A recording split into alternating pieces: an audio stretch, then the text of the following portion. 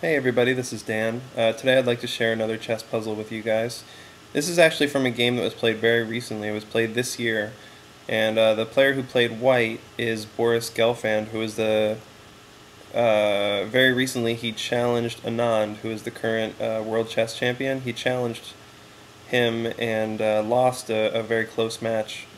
But anyway, so he played white in this game, and in this particular position, white has a way to win the game very decisively, a very forcing continuation here to win the game. So take a look at this. It's white to move and look for the best continuation.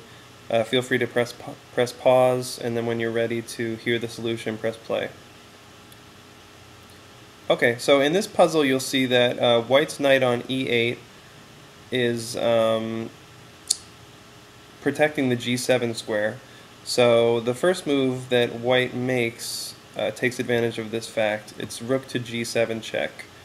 Okay, this rook is obviously immune from capture because the knight on e8 protects it. And the knight also does a good job of watching over that f6 square. So even though that knight is kind of relegated to the edge of the board, it's actually doing a really nice job of guarding those two crucial squares in this position of g7 and f6. So what happens here is that since the king can't capture the rook and the king can't move to f6, g5 is obviously off limits because of the rook, so the only move here is king to h5. And from here, white continues with another check that's also a very forcing move, knight to f6, check.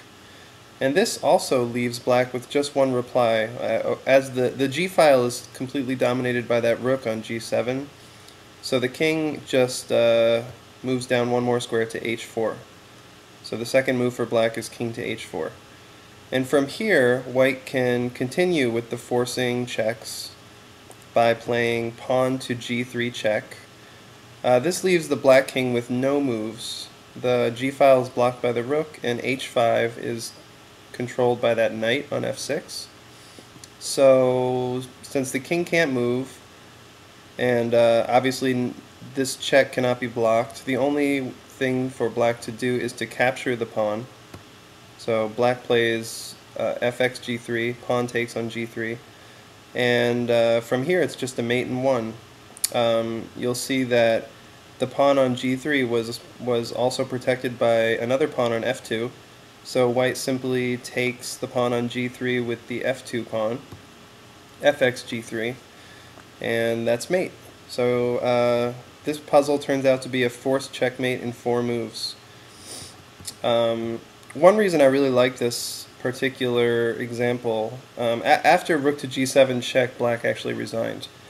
But one reason that I really like this is that I think for players like us that are, haven't really reached the level that we can fully comprehend everything that goes on in Grandmaster games, sometimes it seems like a Grandmaster will resign, but to players who haven't really reached that level, it's a little bit difficult to comprehend why the resignation took place. What was so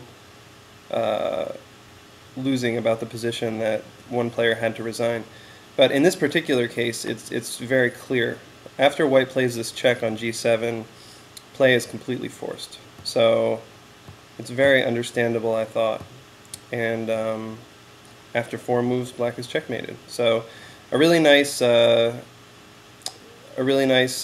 combination that was started and would have been finished had the resignation not taken place by Gelfand. So anyway, hope you enjoyed this puzzle. I thought it was a really nice example of how checkmates can be hiding even in what is apparently a very simple endgame.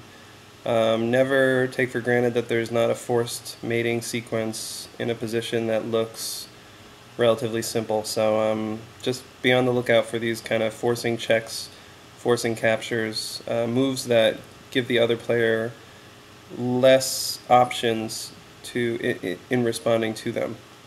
So take a look out for checks and captures. I always say consider checks and captures. I got that advice from Yasser Seirawan, and I think it's some of the best advice you can get as a chess player. So anyway, that's it for today. Hope you guys enjoyed it, and thanks for the support as always. Thank you.